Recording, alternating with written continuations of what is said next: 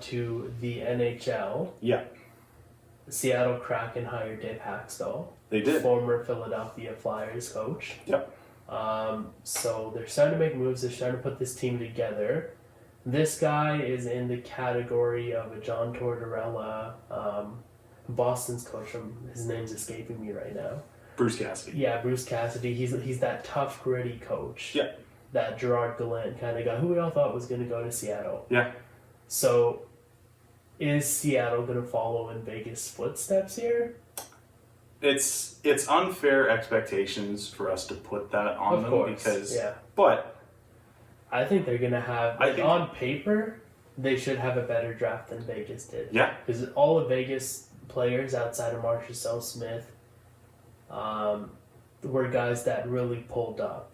Yeah. You know what I mean? So I think it should be the same for Seattle, but they have a better selection. I think you can put Fleury in that category too. Oh, of course. Yeah. Hall of Fame goalie, of course, yeah. But yeah, these were all guys that accelerated their game either that inaugural season or eventually got, if you're looking at Vegas right now in the conference finals again, they've all developed their game since then. And yeah, it truly was a team of misfits that came forward. I don't think it's going to have after Vegas and the way they succeeded, I don't think they're going to look at this team as the team of misfits. I think Seattle, there's obviously going to be a bit more expectation since the last expansion team made the Cup Finals in their first year. Yeah. But I wouldn't put too many on them. I just think it's unfair for us to compare them. I wouldn't expect them to come out and make it to the conference finals. They'll be a playoff competitive team. Yeah, they should be. So I don't think they're going to be like Ottawa Senators' inaugural season bad. No. They paid $650 million to have this organization. Yeah. They're going to get treated well. Seattle's a big market, so it'll be interesting. And next topic is something we're going to cover more in our off-season video. Yeah. It's going to be out next week sometime. Yeah. Jack Eichel, Buffalo Sabres trade talks are heating up. Yeah. Along with that, Oliver Ekman-Larsson trade talks heating up. Now, there's nothing definitive in terms of who are the front runners. I heard earlier today Columbus is out, which isn't surprising because they just don't have the assets. No. But speaking of Columbus, you should probably add Seth Jones to that list too because he's going to be highly coveted. Yes, as well. Seth Jones, 1 year left. I think no matter what, he's going to test free agency. So wherever he goes, it's going to be a rental situation. So he's got to go to a contender because I don't see why anybody else would give up assets on the hopes of retaining him. Right. Seth Jones is going to get paid and probably one of those guys that gets overpaid. Right. So I personally, any team I cheer for, I would stay away. Yeah. Because his play hasn't been all that strong. Yeah. And we'll talk about it more again, but Jack Eichel's another one of those guys where you have to be a little cautious. As great as his potential is, he is coming off injury. Right. So it's tough to gauge with Buffalo wanting to make this deal before the draft.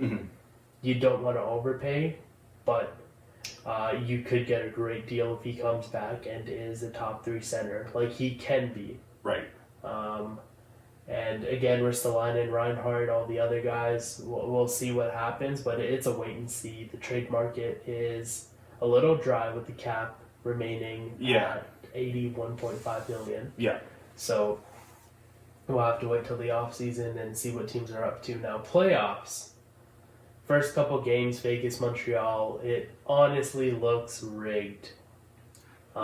Nick Suzuki got sucker punched in the face right in front of a ref, and they did nothing. They blew the whistle, but nothing after that. So, it's the fact that Montreal is where they are right now. Montreal could be up. By game 5, they could have had a 3-1 lead. Yeah. Because there should have been more power plays their way had they scored on them. Right. So it's tough to say why it's being handled the way it's handled. Now, last game was a little more fair, so maybe the refs have woken up. But this entire season has been a bad season for reffing. Yeah. And Montreal's feeling the brunt of it. But with them being up, we'll figure out tonight whether it's going to Game 7 or Montreal advances, which would be phenomenal. I don't see why they shouldn't advance. Mm-hmm. They've looked like the better team. Yeah. So I think they take care of business in 6 games. Yep. Now, whether or not they have the legs to win it, we'll see. Or the legs to win the cup, we'll see. But I think they're perfectly capable of doing it. I think we have to stop looking at them as 4th place in the North mm-hmm. and view them as the North Division champions. Yep. Because they're playing like they should be there, despite the fact no one had them there. Yep.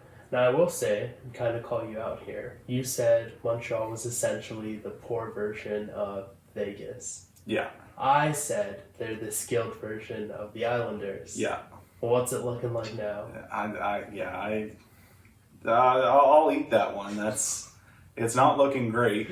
Yeah. I expected Vegas to be a little stronger defensively. Even you going in, we both realized they're off a pond hockey series with Colorado. Right. And you're going in to play a very structured team. Right. I think that's where Montreal edges them out. They're Vegas and no other team is Tampa Bay. No. Where they can play that structure or they can outskill you. Right. Because they have so many assets. And that's what, until Game 6, the Tampa Bay Lightning were doing to the Islanders. Right. I think a big loss for them was Kucherov. Yeah. He may not be back for Game 7. No. And now this series can go either way. Yeah. Without Kucherov, Tampa Bay, they're a lot easier to manage now. Yes, because they were relying on him so much this year. Yeah. We said it earlier, is Tampa Bay can afford a loss, but they need Stamkos and Point to pull up on the forward ends. Yeah.